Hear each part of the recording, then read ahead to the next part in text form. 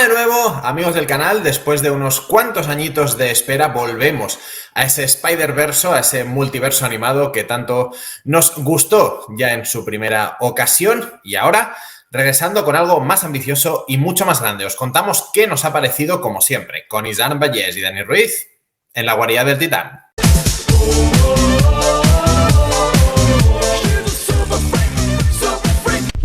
Entra con nosotros en la guarida del Titán. No era fácil acometer una continuación de la que ya es, por derecho propio, una de las mejores películas de animación que se han hecho jamás. Desde luego, Sony lo ha intentado, yo puedo decir ya tranquilamente, y creo que en este vídeo vamos a ir con todos los spoilers del mundo, que he salido extasiado del cine, la he podido ver 2 veces. Isan acaba de verla hace muy poquito. Isan, estoy expectante por saber qué te ha parecido esta Spider-Man cruzando el multiverso. Pues me ha parecido apabullante. Eso para empezar. La estaba viendo y estaba pensando en todo momento, esto hay que volver a verlo. Pero bueno, me ha parecido que es una película hecha con un mimo realmente espectacular y que si no aprovecha algo que ya tenían pensado es también realmente genial. Estas genialidades de los guionistas de cómo han aprovechado esos agujeros para luego sentar las bases de la anterior película en estas dos. Y es una película que no solo va un pasito más allá en la animación, porque nos presenta muchas técnicas y mucho lenguaje animado, porque la película solo con la animación y solo sobre todo con el tratamiento del color dice mucho, que no hace falta decir en el texto. Es un detalle que a mí me ha parecido brutal, como en función de lo que están haciendo y sintiendo, sobre todo sintiendo los personajes, los colores cambian, los fondos cambian, las paredes cambian, hay detalles increíbles, sobre todo en conversaciones entre padres e hijos, que se da mucho en la película, y es algo que creo que es un acierto total, la historia, porque no solo vamos a seguir a Miles, sino vamos a realmente abrir un poquito más las miras, y me ha gustado mucho el tratamiento que hacen de lo que significa realmente el poder y la responsabilidad. La responsabilidad no solo en el plano superheroico, la responsabilidad de crecer, de hacerse adulto, de entender que estás dentro de una comunidad, de entender que hay, todos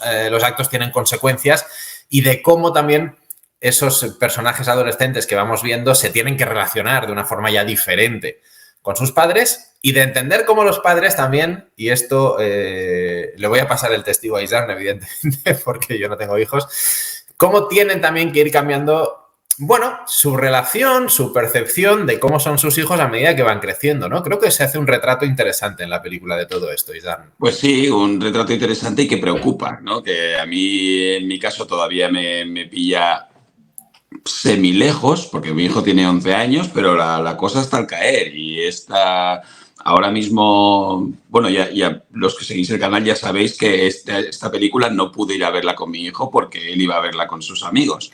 Es algo que, bueno, son cosas que pasan, pero que hay que digerir como padre. Y bueno, pues esa distancia seguramente se irá ampliando y el padre, como persona adulta y como persona que tiene que dar ese camino de baldosas amarillas hacia su hijo, pues tiene que asumir como buenamente puede. Y muchas veces, pues eso, ¿no? Todavía no me ha llegado, pero lo vemos muchas veces en películas, que es todos los pasos que das parece que conducen a la catástrofe más absoluta. Y es un poquito lo que estamos viendo en esta película por parte de los diferentes personajes, ¿no? Que los padres intentan querer lo mejor para sus hijos, pero sus hijos han cambiado, ya no tienen las necesidades de antes, y todo eso parece que va a una catástrofe, ¿no? Que va al caos. Todo eso sumado, que además son personas con identidades secretas, pues eso genera más problemas, porque claro, si mi hijo tiene algún secreto, seguramente no será tan turbulento para el bienestar de la familia como que lleva pijamas y trepa por las paredes. Eso desde luego. En cualquier caso, como decía Isan, la película es apabullante, es abrumadora en muchas ocasiones, podríamos decir. Y al final la historia que presenta es que Miles Morales, el bueno de Miles Morales, está metido en un gran lío porque la araña que le picó no es de su dimensión. Y aquí entra esa fuerza especial de asalto arácnida ese es Spider Military, encabezado por Miguel Ojara, que se encarga de que todo esté ahí bien puestecito, una especie de Ministerio del Tiempo, podríamos decir, a la española, para que no haya nada que altere el canon. Como se dice, un Miguel Ojara, por cierto, dibujado de una manera muy interesante, y un Miles Morales que quiere romper un poquito con ese camino, con ese destino que parece que está ya prefijado, y es que tiene que haber un evento traumático que condiciona el hecho propio de ser Spider-Man. Entonces, Miles Morales parece que no acaba de dejar de cagarla nunca, el pobre, porque evitaron lo del colisionador. A resultas de eso ha aparecido un nuevo villano que hace un camino, transita un camino en la propia película, que a mí me ha parecido muy interesante. Pasa de ser alguien con un perfil muy cómico, muy divertido, a alguien realmente turbio, y acaba con Miles Morales metido en un jaleo muy grande y fuera de su dimensión, en la dimensión original de la que vino su araña, algo de lo que ya nos hablaban un poquito en la primera película. Hay un momento, además, en el que la acción se vuelve trepidante y no para hasta el final, pero eso no impide que la película vaya presentando personajes uno tras otro, y Jan, ¿a cuál mejor? A mí me han gustado mucho varios de ellos, seguramente con especial hincapié en Hobie Brown, pero creo que no se ve en ningún momento toda esta narrativa alterada por ese ritmo trepidante que va cogiendo la película, que va de menos a más, ¿no? Sí, no sabría si decirte si va de menos a más o va de más a tope de power. Y ya te digo, a mí me ha parecido realmente espectacular. Mi favorito, por ejemplo, para que veamos lo diferente y diversa que es esta película, mi favorito es el indio. Es el que más me ha gustado. Un personaje muy diferente, que yo no sé si realmente tiene cómics o no, pero me ha gustado muchísimo. Toda la trama, incluso el señor Spot, el señor villano de la película, es súper entrañable también, al menos al principio de la película. Luego se vuelve un poquito más siniestro, pero al principio de la película es un señor afable, un señor simpático, un señor que, bueno, se ha encontrado con este problemilla y que cree que su vida ahora mismo, pues, el devenir de su existencia es convertirse en la némesis de Spider-Man. Y como no da la talla al principio, pues decide digievolucionar, podríamos decir, para ser lo suficientemente villano como para este Miles Morales, que también parece en la película que está por encima incluso de los propios Spider-Man, ¿no? Como comentabas antes, de los eventos traumáticos que hacen a un Spider-Man, pues este Miles Morales parece que no los necesita. Ya nos presenta un Spider-Man hecho y derecho, y esto de los efectos, de los procesos traumáticos en superhéroes o en el multiverso es algo que ya habíamos visto en el UCM, lo cual también me lleva a esa escena donde O'Hara nos explica un poquito cómo funciona el multiverso y cómo funciona el Spider-Verso, donde vemos una rama del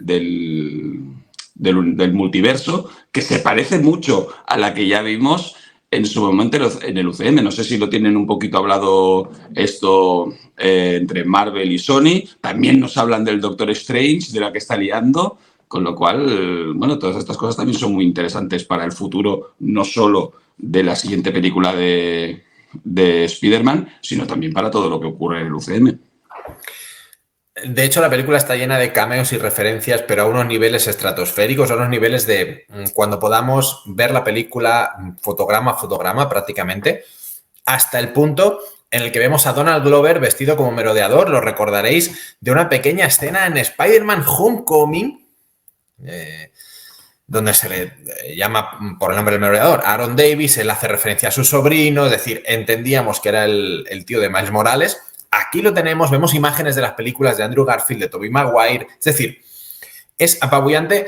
Aparecen, creo, casi 300 Spider-Man, casi 300 Spider-Personas, algunos absolutamente desternillantes, y cuesta muchísimo seguir el ritmo de todo lo que estamos viendo en pantalla, porque además, como decimos, perdón, Isan, estéticamente vuelve a ser una película, creo, como nunca se había visto antes.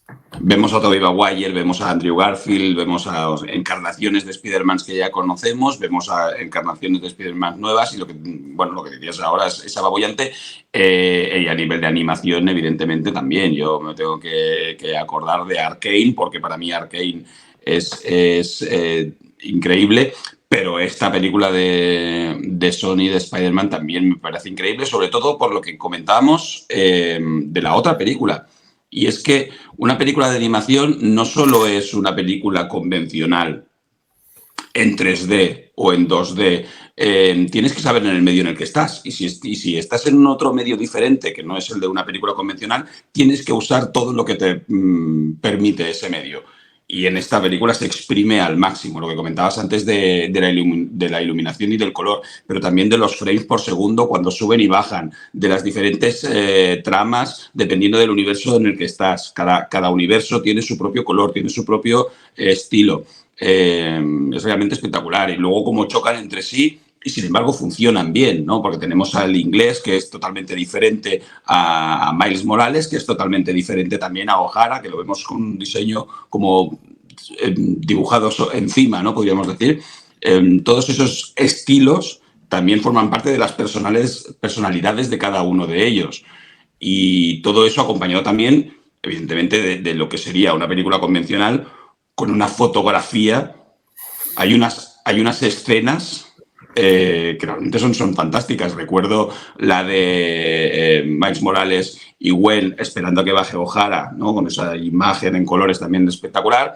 O cuando están los dos viendo Manhattan colgados boca abajo. Ya la conocíamos, pero en el cine es realmente espectacular. Muy, muy increíble. Todo eso nos va a llevar a un clímax en el que Miles Morales huye a la desesperada creyendo que va a su dimensión, pero no, dejándonos con un cliffhanger y Zan con el culo torcidísimo, porque claro, Miles Morales escapa a su universo. ¿Y cuál es su universo? El universo del que procede la araña, que la que realmente le picó, un universo donde no ha habido Spider-Man. Esto se hace mucho hincapié en la película. En el universo de Miles Morales había dos, porque la araña que picó a Miles venía de otro universo, donde va a encontrar, evidentemente, una situación totalmente distinta a la que él conoce en su casa. En este caso, su tío Aaron sigue vivo, su padre ha muerto. Y aquí, y en ciertos momentos también, Isán, la película se pone bastante más oscura, bastante más densa, mucho menos infantil, por así decirlo. Y en este momento concreto, a mí ha habido una escena que me ha parecido especialmente dura y especialmente turbia, en la que Miles está en casa con su madre, llega su tío Aaron, están Río Morales y Aaron Davis en la cocina y ella le dice, bueno, me han dado más horas en el hospital y te prometo que el mes que viene te pago. Es como, uff, ¿qué está pasando aquí, no? ¿Qué tipo de relación turbia hay aquí de chantaje, extorsión, alquiler? En fin, una cosa muy chunga para acabar descubriendo, evidentemente, que hay otro Miles Morales y que en un universo sin Spider-Man y Zan, Miles Morales no ha ido tanto por la senda del bien, sino que se ha descantillado un poquito de la mano de su tío, parece, ¿no? Más bien no, bueno, ni él ni Nueva York, porque vemos Oscorp y de todo por la zona, vemos que bueno, pues han cambiado absolutamente las tornas, el mal ha vencido en este universo y hablabas del clímax y de que todo se vuelve turbio, es que estamos hablando de un clímax dramático, ¿no? Al ser una parte de dos, se permiten el lujo de que el último tercio, que debería ser el de acción trepidante y el de final del superhéroe venciendo, en este caso es un final deprimente, un final muy emotivo, un final muy bien montado también, porque yo en ningún momento me di cuenta de que en realidad no estaba en su propio universo hasta que nos aparece en pantalla directamente, no me di cuenta de la tostada. Y bueno, pues eso, todo eso en ese momento final, también donde Miles Morales bueno, le cuenta a O'Hara que es una anomalía en sí mismo y que no debería de existir como Spider-Man, eso rompe a cualquiera, evidentemente, y ahí vemos a Miles Morales roto cuando encima va a lo que cree que es su universo, no lo es, resulta que su padre ha muerto, resulta que su tío vive y sigue siendo malo, pero no es el más malo porque el más malo es él mismo y se enfrenta cara a cara consigo mismo en este universo de maldad, pues imagínate en qué punto nos deja. Afortunadamente ese momento de luz en el que Gwen Stacy, Spider-Gwen, ha conseguido reclutar a un equipazo. El de la anterior película más la gente molona de este y nada, si hablábamos antes de que este era un clímax dramático, se prevé una siguiente película siendo un último tercio toda ella, desde principio a fin. Exactamente. Sí que es verdad, yo la he visto 2 veces, la noche de estreno y hace 24 horas, y reconozco que en las dos veces ha habido ovación al acabar la película. El viernes de estreno, ovación cerrada, lo cual hacía mucho que no veía yo una sala de cine. Pero sí es cierto también que pude escuchar de varias personas objeciones por el hecho de, supongo porque no sabían que era una primera parte, por el hecho de que ese final parezca un final evidentemente de capítulo de serie, no de película, porque está absolutamente abierto, es decir, no es un final.